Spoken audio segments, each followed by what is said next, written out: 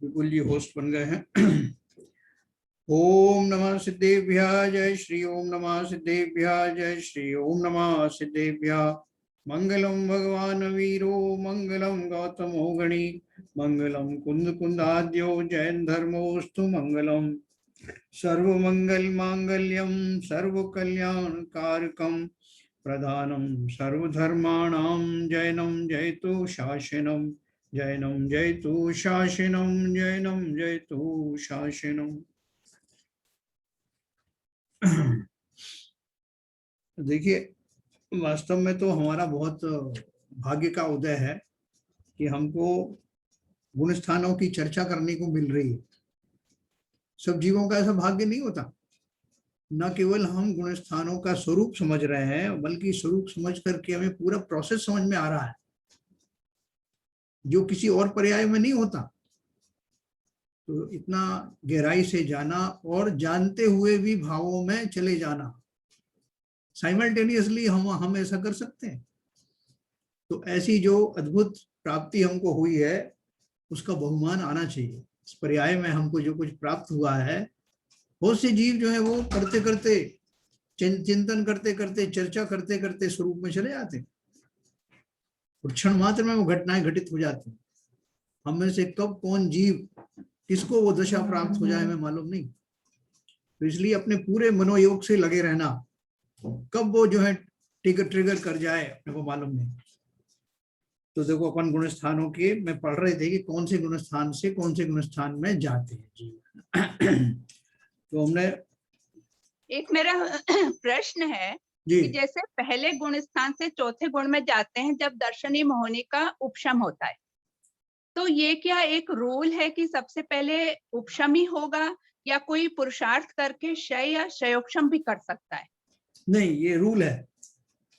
ये रूल है। और रूल भी क्यों है? देखो, रूल कोई ऐसे नहीं होते कि कोई डिक्टेटरशिप की वजह किसी ने रूल बना दिया हो जी। उसके पीछे लॉजिक होता है। लॉजिक क्या होता है कि जी। ये अनादि काल से जो जीव मिथ्या दृष्टि चला आ रहा है, उस जीव को वो उसको सबसे पहले जो स्टेज आएगी उस वो चक्र तोड़ने वाली, जी, वो चक्र तो तोड़ने के लिए होगा। उपशम होगा। मतलब वो जो प्रकृतियां हैं, बलवान प्रकृतियां हैं, उनको सबसे पहले तो उनको उपशमित करके उस जीव को प्रैक्टिस में आएगा कि अभी उन भावों पूर्वक वो सम्यक दर्शन में सम्यक दर्शन को प्राप्त होगा। और वो उस समय में वो जो तीन प्रकृतियां जो दर्शन मोहिनी की हैं और चार अनंतानुबंधी वाली, उनका उपशमन ही होगा। जी। और वो जो क्षण प्राप्त होगा उपशमन होने के बाद और नए कर्मों का उदय होने से पहले जो बीच की स्टेज आएगी, जो गैप बताया था आपको, उस गैप में एक अंतर मुहूर्त का जो समय आता है करण लब्धि के पश्चात, उसमें ही सम्यक दर्शन हो जाता है। जी, ये बात तो सही है, लेकिन जैसे मान लीजिए कोई अपवाद है कि पहले से किसी के कर्मों का परिणाम अच्छा रहा हो कि वो इतना जागरूक हो कि वो अपने कर्मों का क्षय या क्षयोपशम कर सके, तो क्या ऐसा नहीं कभी संभव नहीं है? नहीं, वो तो संभव है, बिल्कुल संभव है। देखिए, ऐसा है कि जो पहली बार जब भी सम्यक दर्शन होगा, अनादि मिथ्या दृष्टि को जब सम्यक दर्शन होगा, तो वो तो औपशमिक हो गया। ठीक है, अब मान लीजिए पिछले भाव में था, वो पिछले भाव में उसको औपशमिक सम्यक हुआ था जी। बीच में उसकी दूसरी पर्याय आ गई। दूसरे पर्याय में आने के बाद में अगर उसका वेदक काल चल रहा है, बहुत समय नहीं हुआ है, तो अंतर मुहूर्त में वो जीव क्षयोपशमिक सम्यक दृष्टि हो सकता है ना। अब अगर मान लीजिए क्षयोपशमिक हो गया तो उसे आगे काफी समय मिलेगा, तो इस बीच में अपना मोक्ष का रास्ता वो नाप सकता है। बिल्कुल मिलता ही है, वही तो स्थिति है। तो मतलब रिवर्स नहीं आएगा इसमें मिथ्यात्व में। देखिए, ऐसा है, क्षयोपशमिक सम्यक दृष्टि होने के बाद जीव पल्ल के असंख्यात में भाग बार मिथ्यात्व में जा सकता है और फिर सम्यक दृष्टि हो सकता है। हाँ, और फिर सम्यक दृष्टि हो सकता है। ठीक है, ऐसा उसका इतनी बार हो सकता है, कई बार हो सकता है, लेकिन उसका जो है उत्कृष्ट काल जो है ऐसा भी होता है कि एक बार होने के बाद मिनिमम अंतर्मूर्त और मैक्सिमम 66 सागर साल तक वो सम्यक दर्शन बना रह सकता है। सम्यक की बात कर रहा हूँ। जी जी जी। तो इस पीरियड में जीव कर सकता है अपना उद्धार, जैसे आपने कहा। जी, वही मेरा से एक जिज्ञासा थी कि मैंने कहा ऐसा रूल है कि क्या कोई जा ही नहीं सकता? मतलब जा सकते हैं, हाँ बिल्कुल, लेकिन रेयर होता है। नहीं, सबसे पहले आपको जो भी जीव मिथ्यात्व से, अनादिकालीन मिथ्यात्व से जब पहली बार निकलेगा तब उसको औपशमिक सम्यक दर्शन ही होगा। अच्छा, उसके बाद में वो साधी मिथ्या दृष्टि होगा, साधी मिथ्या दृष्टि होगा। हाँ, अपन उसके बारे में पढ़ेंगे साधी मिथ्या दृष्टि क्या होता है। साधी मिथ्या दृष्टि होगा, वही कर सकता है जो नीजा कह रही है ना। ये काम वही कर सकता है जो पहले जिसको जिसको पहले मिल चुका है, जो पहले सम्यक दृष्टि है उसी को लिए। लेकिन जो पहली बार जाएगा वो हमेशा औपसमिक ही जाएगा, उसके अलावा कोई दूसरा रास्ता नहीं है। अनादि मिथ्या दृष्टि जीव जब पहली बार सम्यक दर्शन धारण करेगा, जब भी करेगा, तब वो जो है उसका औपशमिक सम्यक दर्शन ही होगा। बिल्कुल बिल्कुल बिल्कुल। अच्छा, दूसरी बात क्या है कि उसके बीच में जैसे वो मिथ्या दृष्टि हो गया, वो निश्चित होता है। औपशमिक सम्यक दर्शन का काल एक अंतर्मूर्त मात्र का होता है जी। उसके बाद निश्चित ही वो व्यक्ति एक बार मिथ्या दर्शन में जाता ही है, ठीक है। और लेकिन जो जीवों का वो उसी समय अगर वो जो उनका क्षयोपशमिक सम्यक दर्शन प्राप्त हो जाए, वो कैसे हो सकता है कि वो जीव मतलब अभी उसी अंतर्मूर्त में अगर क्षयोपशमिक हो जाए तो रिवर्स आने की जगह वो फिर आगे बढ़ जाएगा। हाँ, बस वो भी हो सकता है जी, अब क्लियर हो गया। हाँ, और देखो वो इतना अनंत काल दिया है कि आपको प्रकृति ने कितनी भरपूर आपको फैसिलिटी दी है कि इतना जो वेदक काल इतना लंबा चौड़ा दिया है, जिसमें वो आपका मिथ्यात आ गया था, समय छूट गया था, वो फिर धारण कर सकते हैं। जी जैन साहब जी, निर्जा जी ने बोला हाँ। उसमें एक पहलू ये भी है कि जो जीव इस भव में मनुष्य पर्याय में आया है और उसको अगर चाहे उसमें सम्यक दर्शन हो रहा है, इसका मतलब ये हुआ ये पूर्व भव में उसको औपसमिक सम्यक दर्शन हो चुका होगा। बिल्कुल बिल्कुल। हाँ, तो वो उनका जो जिज्ञासा थी वो दोनों तरफ से सही है। पहली चीज तो ये है कि जब भी सम्यक दर्शन होगा सबसे पहले तो औपसमिक ही होगा, और इस भव में अगर छायक हो रहा है तो इसका मतलब पूर्व भव से वो सम्यक दर्शन औपसमिक सम्यक दर्शी है, वो कर चुका है। बिल्कुल बिल्कुल ऐसा ही है। और देखो फैसिलिटी देखो, न केवल वो एक बार सम्यक दृष्टि हो गया और मिथ्यात्व में चला गया तो वो उसका मोक्ष जाना तो निश्चित हो गया। मिथ्या दृष्टि हो गया और मिथ्या दृष्टि ऐसा मिथ्या दृष्टि हुआ कि बहुत लंबे काल तक मिथ्या दृष्टि बना रहा। अर्धपुद्गल परावर्तन, हाँ, अर्धपुद्गल परावर्तन काल तक भी अगर वो सम्यक मिथ्या दृष्टि बना रहा, तब भी इस बीच में वो लौट के आएगा और फिर सम्यक दर्शन धारण करेगा और मोक्ष जाएगा। एक बार औपसमिक सम्यक दर्शन कर लेना जरूरी है। ठीक है ना। और देखो और फैसिलिटी देखो कि वो जो मिथ्या दृष्टि हो गया है वही तो क्षयोपशमिक सम्यक दृष्टि बनेगा, और वही क्षयोपशमिक सम्यक दृष्टि क्षयिक सम्यक दृष्टि बनेगा और फिर क्षपक श्रेणी धारण करके एक दिन मोक्ष जाएगा। वो तो बात सही है, वो तो कोई रोक नहीं सकता उसको, एक बार करने की बात है। मतलब फिर आरोहण नहीं होता, क्षपक श्रेणी जाते हैं। नहीं, क्षपक श्रेणी का आरोहण करेगा ना वो लास्ट में। अच्छा, नहीं दो होते हैं ना, एक तो 7th से 11th में जाते हैं और एक 7th से 12th में जाते हैं। तो 12th में जाते हैं उसे क्षपक श्रेणी कहते हैं और जो जाते हैं उसे श्रेणी आरोहण कहते हैं। अगर मैंने सही समझा है।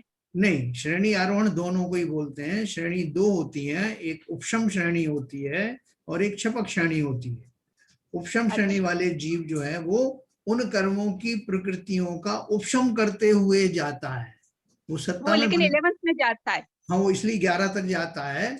उपशम काल का जो समय है वो मैक्सिमम अंतर्मूर्त है।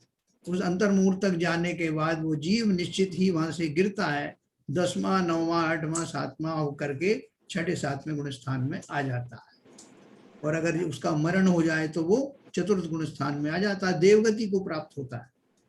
तो मरण मतलब कोई जने का आयु पूर्ण तो कभी भी हो सकती है। मान लो 12वें में आके हो गया या 13वें में आके हो गया, तब क्या होता है? मतलब 13वें में आने के बाद आयु पूर्ण नहीं होगी, फिर उस समय नहीं मरते।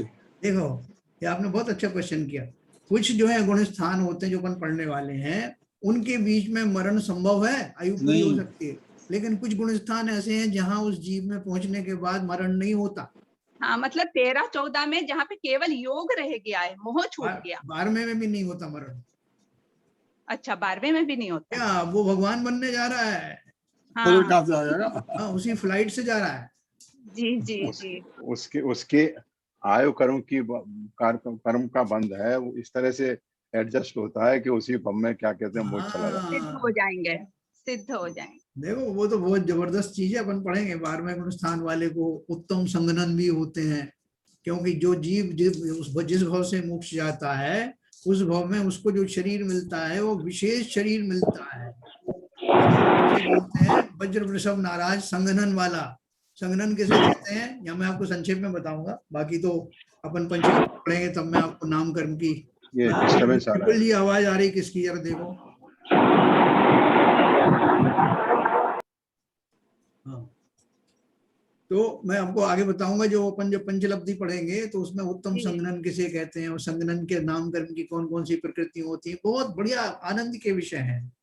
सहनन मतलब सहनशीलता नहीं, संगनन माने शरीर उसका, उनका हड्डियों के जो है वज्रमयी तो हड्डियां होती हैं शरीर में, और वज्र के बंध होते हैं, जो नस नाड़ियां होती है ना वो जी, वो भी वज्र की होती हैं, और जो कीलें होती पिवोट्स बीच बीच में और कीलें होती है ना जहाँ आसपास जो जी जी जी, वो भी वज्र की।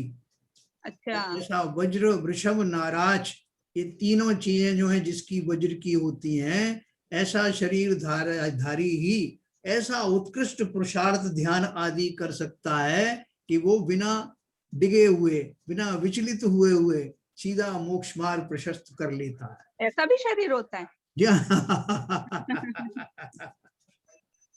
देखो बहुत सारी अद्भुत चीजें अपन पढ़ने वाले हैं, कैसा शरीर होता है, उससे नीचे और कितने संगनन होते हैं, कैसे कौन कौन सी चीजों से हमारे कैसे कर्म बनते हैं। हम बहुत कुछ करते हैं लेकिन हमको कोई पूछता ही नहीं, हमारा कोई यश नहीं होता, वो क्यों होता है? और कोई कुछ भी नहीं करता और लोग सब उसको ही पूछते रहते हैं, वो क्यों होता है? कर्मों का परिणाम। हाँ, तो क्या कौन सा कर्म है वो सब आपको बताऊंगा। चलिए आपने भाई साहब 1000 साल तक और 1 साल तक जो खड़े रहे बाहुबली जी, तो वो क्या हम जैसे संगनन वाले होंगे क्या? हाँ, संगनन जो है उनका शरीर का था, तभी तो वो 1 साल तक खड़े रहे बाहुबली भगवान। उत्तम संगनन का धारी केवल ज्ञानी होता, ठीक है ना। तो ये अपन सब पढ़ेंगे, बहुत बढ़िया बढ़िया बातें हैं। वैसे एक जिज्ञासा थी जी कि जो शादी मिथ्या दृष्टि होता है तो उसको भी दोबारा औपसमिक सम्यक होता है ना? शादी मिथ्या, हाँ बिल्कुल है ना, बिल्कुल होता है। वो क्यों होता है? अगर उसका जो एक वेदक काल होता है, वेदक काल किसे कहते हैं? उतने काल में जैसे मेरा सम्यक दर्शन चला गया, अब मुझे फैसिलिटी मिली हुई है कि इतने समय तक अगर आपके भाव उस लेवल के हो गए तो आप लौट करके सम्यक दृष्टि बन सकते हो। वो काल भी कम नहीं होता, अच्छा खासा काल होता है। और वो कितनी बार तक हो सकता है कि पल्ली के सम्यक दर्शन छूटने के बाद फिर दोबारा कितने समय बाद हो जाता है? कौन सा औपसमिक सम्यक? हाँ, एक दोबारा होगा तो औपसमिक ही होगा ना, शादी मिथ्या दृष्टि के। नहीं, देखिए अगर वो वेदक काल में है शादी मिथ्या दृष्टि, वही तो मैं आपको बता रहा हूँ। अगर वो वेदक काल कितने समय का होता है वो उसके बारे में इसमें अपन पढ़ने वाले हैं। तो उतने काल के बीच में जैसे अभी कोई चीज चली गई और अपन फिर से याद करें तो अपने दिमाग में आ जाता ना वापस, और बहुत काल हो गया तो अपन एकदम भूल जाते हैं कि नहीं साहब तो याद ही नहीं आ रहा। तो पल्ली के असंख्यात में भाग प्रमाण उतनी बार वो इस जीव को बार बार सम्यक दर्शन होने की पात्रता बनी रहती है, लेकिन उतने पीरियड में भी हाँ वो होता होगा ऑप्शन की पूछ रही। जैसे एक बार अगर छूट गया, शादी मिथ्या दृष्टि हो गया, तो कितने समय बाद होता होगा दोबारा? हाँ, वही मैं आपको बता रहा हूँ। पहला तो मैंने बोला कि क्षायोग सम्यक दर्शन का जितना समय है, जिसे वेदक काल कहते हैं, अगर उस वेदक काल में भी जीव सम्यक दर्शन को प्राप्त नहीं हो पाया तो फिर वो अर्धपुद्गल परावर्तन काल तक मिथ्या दृष्टि बना रह सकता है, और फिर उसको सम्यक दर्शन जब होगा तो फिर से औपसमिक सम्यक सही बात। प्रथमोपशम सम्यक होगा, मतलब जैसे अपन भूल गए बहुत सारी विद्याएं, अपन को कई बार याद आ जाती है तो वो उतना काल है, वो इतनी देर में हमें फिर से याद आ जाएगा। लेकिन अगर बहुत ज्यादा दिन हो गए तो हम पूरी तरह भूल जाते हैं। नहीं, जैसे क्षायोसमिक नहीं हुआ सम्यक दर्शन, उपसमय हुआ और छूट गया, फिर कितने दिनों बाद होता है? कितने साल बाद, कितने ऐसा हाँ, नहीं वही तो बताया मैंने। औपशमिक काल अगर जैसे मान लीजिए उसका उपशम काल होने के बाद छूट गया, तो छूटने के बाद में उसको जो वेदक सम्यक्त है वो छायोपशमिक सम्यक्त जो है उसका काल जो है वो ये बताया उन्होंने। अगर उसको छायक सम्यक दृष्टि नहीं हुआ, आप ये कहना चाहती हैं कि वो सीधा मिथ्या दृष्टि हो गया, जितना एक अंतर्मूल के बाद में सीधा मिथ्या दृष्टि हो गया, तो अब वो कितने काल तक जो है वो मिथ्या दृष्टि बना रहेगा, क्योंकि उसको छायक सम्यक हुआ ही नहीं, है ना? आप यही कहना चाह रहे हैं ना? तो वो उसी का तो उसका विधान है कि वो अगर ऐसा हुआ है उसके साथ में, तब भी वो मैक्सिमम अर्ध पुद्गल परावर्तन काल के अंदर वो जीव फिर से औपशमिक सम्यक दर्शन धारण करके और फिर बाकी की प्रक्रिया ऐसी चलेगी। छायोपशमिक सम्यक हो जाएगा, फिर छायिक सम्यक दर्शन हो जाएगा, श्रेणी आरोहण होगा, ये चलेगा। ठीक है। पांचवें गुणस्थान का गमनागमन अपन पढ़ रहे थे, है ना? कैसा गमनागमन था कि पांचवें गुणस्थान में ऐसे जीव कहाँ जा सकता है और कहाँ से पांचवें गुणस्थान में आया जा सकता है। पेज नंबर 109, कर्णान योग परिचय, उज्ज्वला शाह। तो देखिए इसमें लिखा है, गमन द्रव्यलिंगी मुनि पांचवें में से सातवें में गमन करता है। पांचवें में से नीचे की ओर जीव चौथे, तीसरे, दूसरे या पहले गुणस्थानों में गमन करता है। देखो चार्ट बनाया ना नीचे, तो चार्ट में क्या लिखा है? पांचवा गुणस्थान बनाया, और पांचवें गुणस्थान से जीव कहाँ जा सकता है? अगर ऊपर चढ़ करके गया तो वो मुनि हो सकता है, तो कौन सा? सातवां गुणस्थान आ जाएगा। इसमें द्रव्यलिंगी मुनि लिखा है, उसका अर्थ वैसे वो है कि मतलब उस गुणस्थान में जाता है, फिर भाव भी वैसे ही होते हैं। तो वो सातवें गुणस्थान में गया द्रव्यलिंगी मुनि, और पांचवें गुणस्थान से नीचे अगर गिरा तो कहाँ जा सकता है? चौथे गुणस्थान में आ सकता है। अपन ने चौथे गुणस्थान वाले को देखा था ना, वो जिसको भी अविरत सम्यक दृष्टि था, वही जीव पुरुषार्थ करके उसके भाव बने, तो वही व्रत प्रतिमाएं जिसने धारण की थी, तो पांचवा गुणस्थान हो गया था। अब अगर किसी कारण से उसके वो पांचवें गुणस्थान वाले भाव टिके नहीं उस भूमिका में, तो वो चौथे गुणस्थान में आ जाएगा। व्रत संयम का पालन नहीं हो रहा, लेकिन सम्यक दर्शन अभी बना हुआ है, तो चौथे गुणस्थान में आ जाएगा। और मान लो चौथे से भी डिग गया, चौथे के परिणाम भी नहीं हुए, तो वो पांचवें से ही सीधा तीसरे में आ जाएगा, और तीसरे दूसरे में भी आ सकता है। मतलब मेरे परिणाम कहाँ तक गिर रहे हैं उसके हिसाब से, और बिल्कुल ही गिर गए तो पहले गुणस्थान में आकर के मिथ्या दृष्टि हो सकता है। ये पांचवें गुणस्थान की भूमिका है। हाँ, ठीक है सर। अब पांचवा गुणस्थान में आते कहाँ से हैं, है ना? पांचवें गुणस्थान में कहाँ से आते हैं? एक तो छठा गुणस्थान जो मुनियों का है, वहां से अगर उनके भाव कमजोर पड़ गए तो पांचवें गुणस्थान में आ जाएगा, ठीक है? और पांचवें गुणस्थान में और कहाँ से जा सकते हैं? अपन ने कल पढ़ा था, पहले गुणस्थान वाला विशेष अपने वो व्रत प्रतिमाएं अगर जो विशेष रूप से पालन कर रहा है, तो सम्यक दर्शन उसको बीच में ही पड़ेगा, सीधा पांचवें गुणस्थान में पहुंच जाएगा। सम्यक दर्शन पूर्वक उसको भी करण लब्धि वगैरह तो आएगी, करण लब्धि पूर्वक तो वो चौथे गुणस्थान में पहुंचता, लेकिन और भी उसने बाहर बाएं में वो सब धारण की हुई है व्रत प्रतिमाएं आदि, तो वो सीधा पहले गुणस्थान से पांचवें गुणस्थान में पहुंच सकता है, और चौथे गुणस्थान वाला तो पांचवें में पहुंचता ही है, ठीक है? तो ये अपन ने पांचवें गुणस्थान का स्वरूप समझा।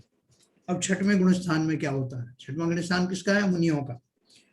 गमन ऊपर सातवें में और नीचे के सभी गुणस्थानों में हो सकता है, यानी पांचवें, चौथे, तीसरे, दूसरे या पहले में गमन होता है। देखो इसमें बड़ा भारी जंक्शन पॉइंट है ये छठवां गुणस्थान।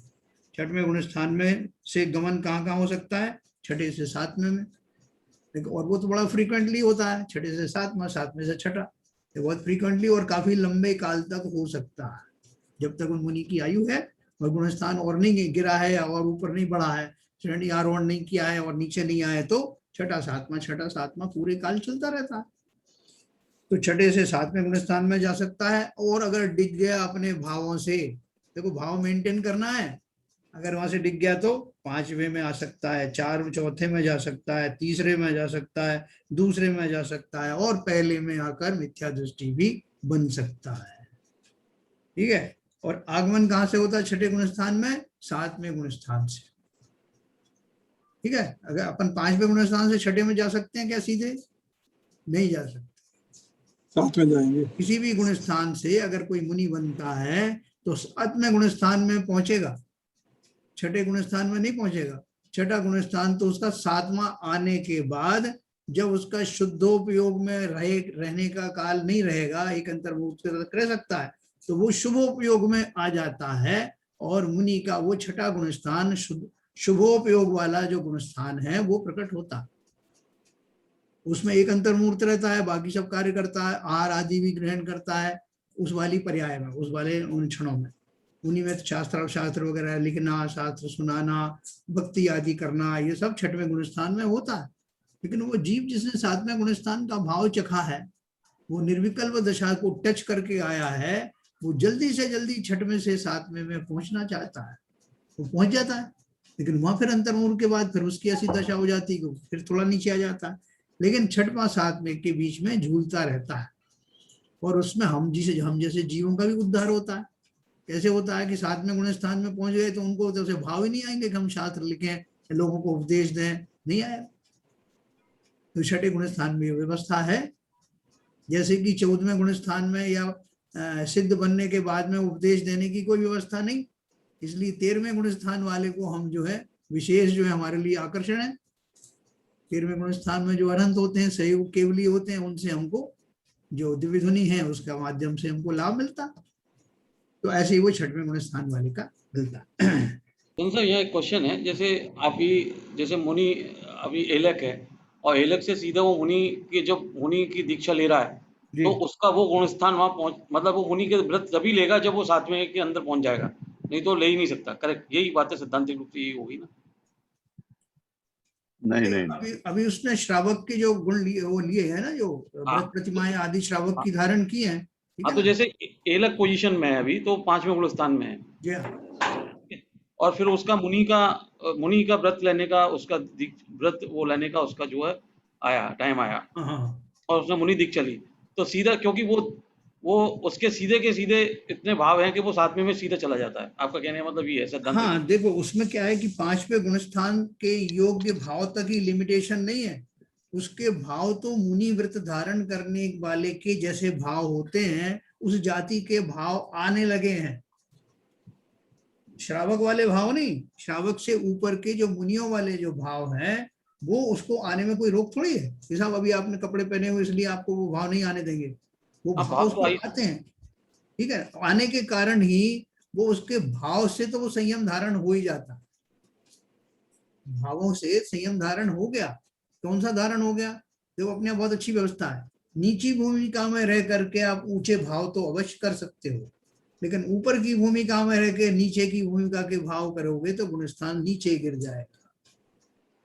ठीक है ना? तो वो जो जीव है, आपने बहुत अच्छी बात करी, वो जीव कैसे बन जाता? खाली इसलिए नहीं कि उसने वो लंगोट फेंक दी और वो मुनि हो गया, सीधा 7वें गुणस्थान वाला हो गया, ऐसा नहीं।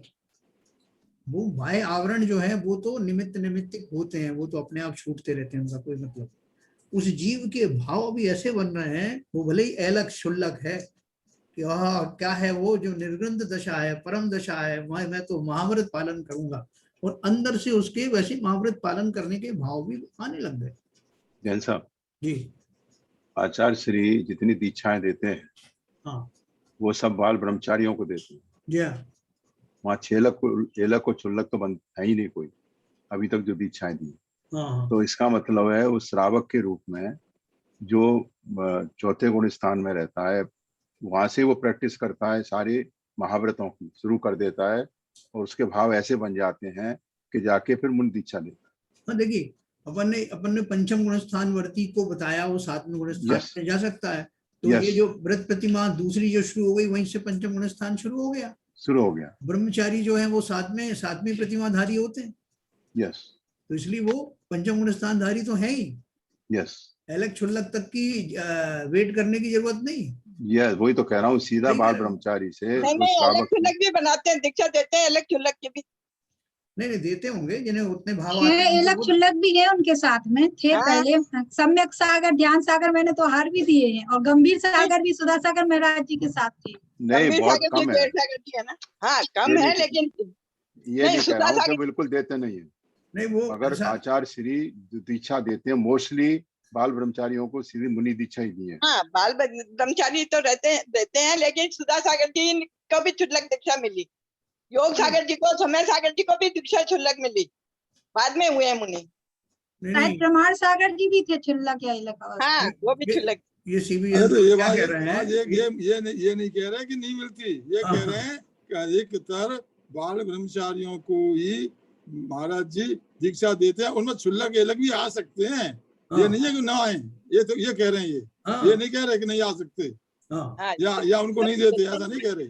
बिल्कुल सही। ऐसा नहीं कहा मैंने ये कहा है कि मोस्टली वो बाल ब्रह्मचारियों को देते हैं और उनको महाव्रतों की लेने की, संयम धारण करने की पूरी प्रैक्टिस कराते हैं, उसको उसकी परीक्षा लेते हैं, फिर उसके बाद उसको देते हैं। बिल्कुल सही कहा, बिल्कुल सही कहा। देखो, जो अपन बोलते हैं चतुर्थ गुण स्थान वाले अविरत सम्यक दृष्टि, वो 5वें गुण स्थान में जाते हैं जी, या सीधे 7वें गुण स्थान में भी जाते हैं। यस, चौथे वाला 7वें में जा सकता, पहले वाला भी सीधा 7वें में जा सकता है। हाँ, जैसे भाव होना चाहिए उसके, ऐसे संयम होना चाहिए उसके, ऐसा उस लेवल के भाव। क्यों पहले है तो अभी मिथ्या दृष्टि मान लो, अभी अपन कहने को तो मिथ्या दृष्टियां, लेकिन भाव इतने उत्कृष्ट हो सकते हैं कि जैसे कि बस थोड़ी सी कुछ अड़चन आ रही है बीच में, समझ लीजिए किसी तरह का थोड़ा सा अंतराय का उदय है, बाकी तो भाव पूरे तैयारी है मुनि बनने की। तो ऐसा जीव क्या करता है, सम्यक दर्शन नहीं भी हुआ तब भी वो उसकी विधिवत प्रैक्टिस करता है। तो 28 मूल गुणों वाले जो पालन करने के जो भाव हैं, उस जीव के अंतर्मन में आने लगते हैं, मिथ्या दृष्टि की अवस्था में भी। हाँ, तो साधारण घटना थोड़ी होती है, हर कोई 1 से 7 में कैसे पहुंच जाएगा, विरले होते हैं, विरले, बहुत ही विरले होते हैं। बिल्कुल सही बात, एक्सेप्शनल है, एक्सेप्शंस होते, बिल्कुल सही। मगर मतलब उसका प्रावधान है, कहना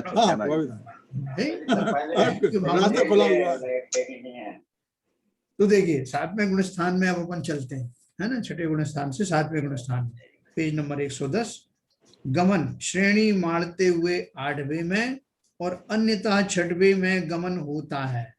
देखो नीचे चार्ट में दिया 7वां गुण स्थान, तो 7वां गुण स्थान क्या लिखा है, पहले, चौथे, 5वें और 6ठे में से आगमन होता है।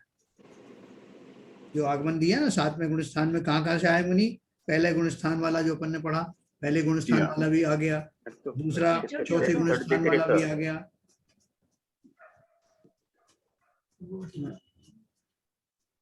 चौथे गुण स्थान वाला आ गया, 5वें गुण स्थान वाला भी आ गया, 6ठवें वाला में आया। 7वां गुण स्थान जो है एक बड़ा गुण स्थान है, मुनि का गुण है ना, गुण स्थान है ना, जहाँ से जीव जाता है तो चल मुनि बनता है, तो कौन से गुण स्थान में जाता है, 7वें गुण स्थान में। तो कहाँ से आ सकता है, पहला गुण स्थान वाला जिसकी अपन ने अभी चर्चा करी, जिसके ऐसे उत्कृष्ट भाव बन रहे हैं कि कब हो कि मैं मुनि बन जाऊं, कब हो कि मैं मुनि, ऐसे बहुत रेयर होते हैं लेकिन होते हैं ऐसे उत्कृष्ट भाव वाले। उनको जो है वस्त्र आदि होने तक की बात है, लेकिन अंदर से तो उनके भाव इतने निखर आए हैं कि वो दीक्षा लेते ही 7वें गुण स्थान में पहुंच जाते। तो ये सम्यक दर्शन पूर्वक ही होता है, रास्ते में उनको वो करण लब्धि वगैरह भी पड़ती है, ऐसा नहीं कि उसको बाईपास हो जाता है, वो 5 लब्धियों पूर्वक ही उनको वो सम्यक दर्शन होते हुए वो चारित्र में भी स्थापित हो जाते हैं। 7वें गुण स्थान के योग्य व्रत नियम संयम 28 मूल गुणों का पालन करने के भाव उनके अंदर में रहते हैं, और फलता है वो वहां से निकलते हुए, गुजरते हुए, करण लब्धि से थ्रू पार होते हुए, और उस चारित्रिक दशा को पहुंच जाते हैं जो 7वें गुण स्थान में प्रकट होती है। तो ये 7वां गुण स्थान आ गया, पहले वाले को, चौथे गुण स्थान वाले को, 5वें गुण स्थान वाले को, और 6ठे गुण स्थान वाले का तो अपन ने पढ़ा ही था। तो इस तरह वो 7वें गुण स्थान में इतनी तरह से, इतनी जगह से जीव आ रहे हैं। और 7वें गुण स्थान वाला जाता कहाँ है, अगर सब कुछ ठीक ठाक रहा तो, भाव वैसे ही बने रहे तो कहाँ जाएगा, तो 7वें वाला 8वें गुण स्थान में जाएगा, है ना, 8वें 9वें 10वें, है ना। और 7वें गुण स्थान में एक और आ सकता है, जो ऊपर जो श्रेणी से आया, औपशमिक श्रेणी से जो आया है, 11वें से 10वें, 9वें, 8वें, 7वें में आ सकता है। ऊपर लिखा है ना 8वां उपशामक, 8वें गुण स्थान में आया, जो उपशम श्रेणी वाला नीचे गिरा तो गिर करके कहाँ के रुका, 7वें गुण स्थान। ठीक है, तो ये 7वें गुण स्थान में आया। और फिर ये इसमें भी दिया है, तो 7वें गुण स्थान वाला जा कहाँ सकता है, कहाँ जा सकता है? पहला तो वो श्रेणी माड़ा, उसने तो छपक श्रेणी में चला गया, और उपशम या तो उपशम श्रेणी में जाएगा या छपक श्रेणी में जाएगा, दो रास्ते बन जाते हैं। हाँ, दोनों में जा सकता है। और अगर वहां से गिर गया, उन गुण स्थान से कम हो गया, तो छठे में आ जाएगा। और अगर उस ताल में उसका मरण हो गया, आयु पूरी हो गई, 7वें गुण स्थान का मुनि है और उसका मरण हो गया उस काल में, तो कम से कम देव तो बनेगा ही, चौथे में आ जाएगा, चतुर्थ गुण स्थान में जाएगा। देव तो हम सब भी बनने वाले हैं, अपनी अपनी डायरी में नोट करके रखना। डायरी संग ले जाना, डायरी संग ले जाना, विग्रह गति साथ में नहीं, वही मिलेंगे। विग्रह गति में जाएगी साथ में डायरी। देखो फिजिकल डायरी की जरूरत नहीं रहती, ओरल चलता है अपना, वो कर्मण्ड शरीर है ना, वो तो कर्मण्ड शरीर वही एक डायरी है, वो डायरी है, पक्का रजिस्टर है वो तो कर्मण्ड शरीर तेजस्वी दोनों ही जाते हैं ना, बराबर। तो देखो ऐसे हमने 7वां गुण स्थान देखा। अभी 8वें गुण स्थान में चलते हैं। अभी अपन को श्रेणी आरोहण होने वाला है। देखो नीरजा जी, श्रेणी आरोहण किसे बोलते हैं, मैंने आपको समझाया था। श्रेणी आरोहण का अर्थ ये है कि वो जीव अब फ्लाइट पकड़ने वाला है, डायरेक्ट फ्लाइट। है ना, बिल्कुल। जो 7वां गुण स्थान है वो टेक ऑफ करने का पॉइंट है जी, और वो वहां से जा सकता है। अब उस जीव के भाव जो हैं अपने आप ही ऑटोमेटिकली ऐसे बनते हैं कि या तो वो उपशम श्रेणी में जाता है, और अगर क्षयिक हो गया है, पहले क्षयिक सम्यक दृष्टि है, तो छपक श्रेणी में भी जा सकता है। लेकिन वो जीव क्षयिक सम्यक दर्शन वाला उपशम श्रेणी में भी जा सकता है और छपक श्रेणी में भी जा सकता है।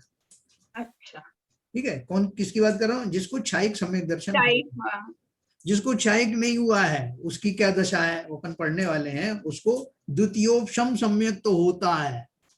अच्छा, दूसरी बार उपशमिक सम्यक होता। क्यों होता है मैं आपको बताता हूँ। क्योंकि अभी वो 7वें गुण स्थान में है और छाय उपशमिक सम्यक दर्शन है, तो छाय उपशमिक सम्यक दर्शन उतना निर्मल नहीं होता, उतना ताकतवर नहीं होता, इतना क्षयिक होता है, इतना या तो क्षयिक हो या औपशमिक हो।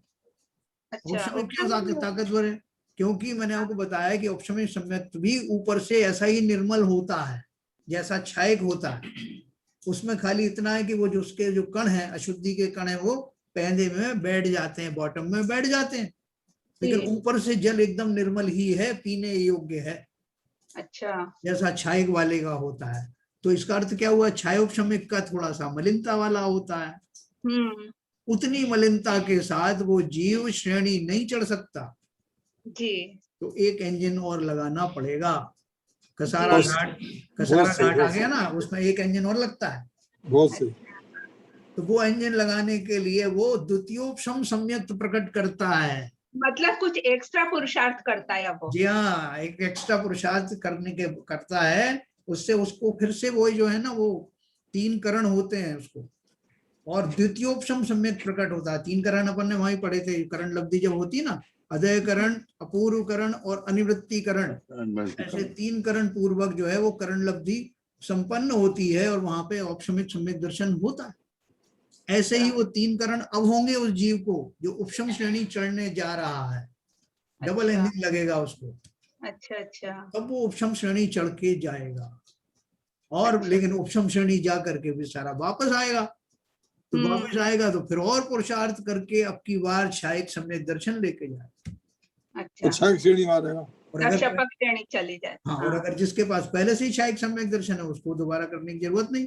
क्योंकि जिसने क्षयिक सम्यक दर्शन प्राप्त किया उसने भी वो 3 करण मार करके आया था। अच्छा, ऐसा है। उन्हें मत कर लिए थे वहां। हाँ, वो पुरुषार्थ करके उसमें आपको बताऊंगा कि ये जो 3 करण हैं कब कब किए जाते हैं।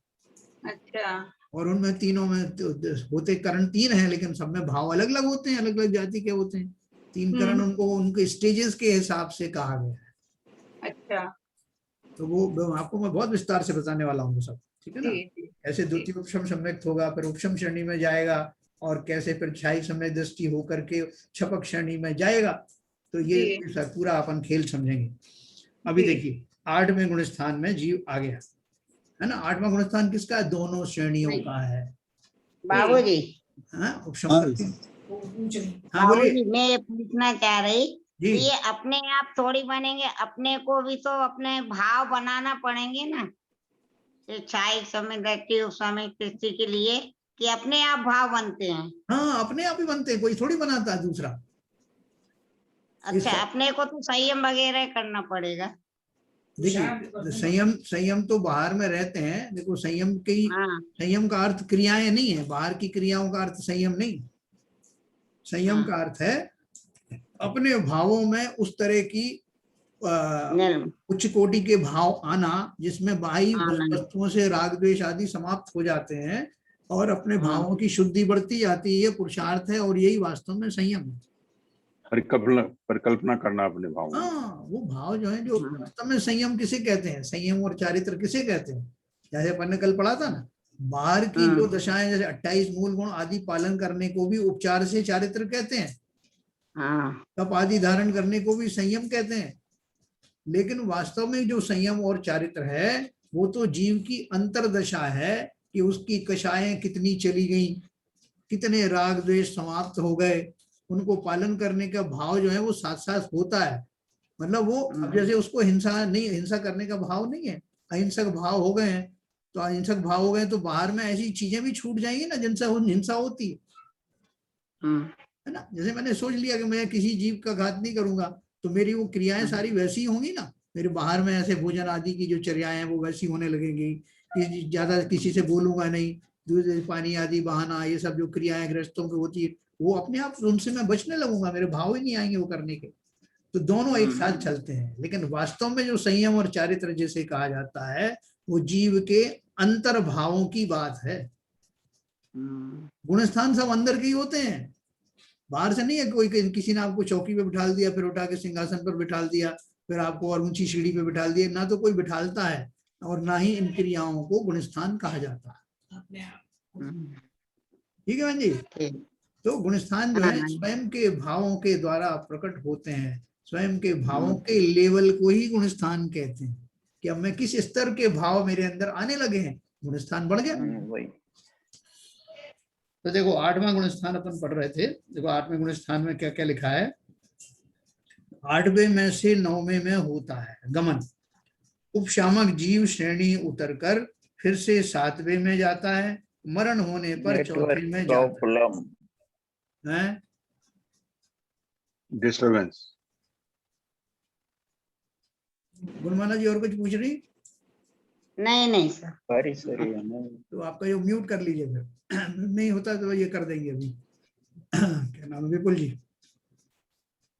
तो देखो 8वें में से 9वें में गमन होता है। उपशामक जीव श्रेणी उतरकर फिर से 7वें में जाता है, मरण होने पर 4थे में जाता है। 8वें गुणस्थान में अगर जीव आया है और इस बीच में उसका मरण हो जाता है तो वो 4थे गुणस्थान में जाएगा।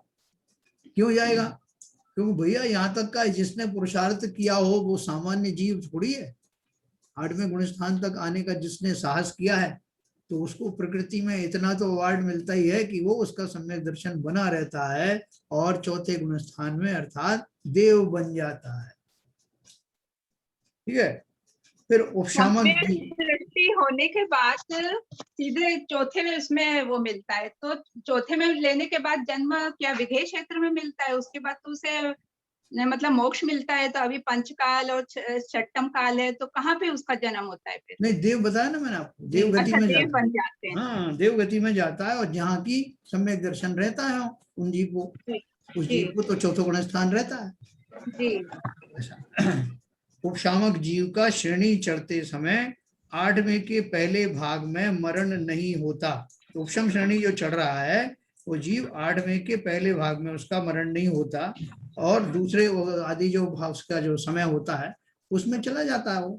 मतलब ऐसे नियम है कि वहां तक का पुरुषार्थ वो कर लेता है, उसका जो पहला समय है वो उसका 8वें गुणस्थान में गुजरता है। कैसा भी पहले समय का जरा एक्सप्लेन करेंगे क्या है? 8वें के पहले भाग में मरण नहीं होते। एक गुणस्थान का अपन अभी काल पढ़ने वाले हैं कि कौन से गुणस्थान में कितने काल तक वो जीव बना रह सकता है। अच्छा अच्छा। हाँ, तो उतने उसके जो भाग कर दिए जाते हैं, पहला भाग, दूसरा भाग, तीसरा भाग, उस काल के। ठीक है, अभी अपन आगे पढ़ने वाले हैं, नेक्स्ट। Okay okay okay. आगमन सातवें सातिशय प्रमत्त से होता है, उपशम श्रेणी उतरते हुए नवम में से आगमन भी होता है। देखो नीचे वो चार्ट बताए हैं, 8वां गुण स्थान लिखा है नीचे, वो कहाँ से आ रहा है 8वें गुण स्थान में? 7वें गुण स्थान से आ रहा है। ठीक है, और लिखा है उसमें कि मरण नहीं होता है।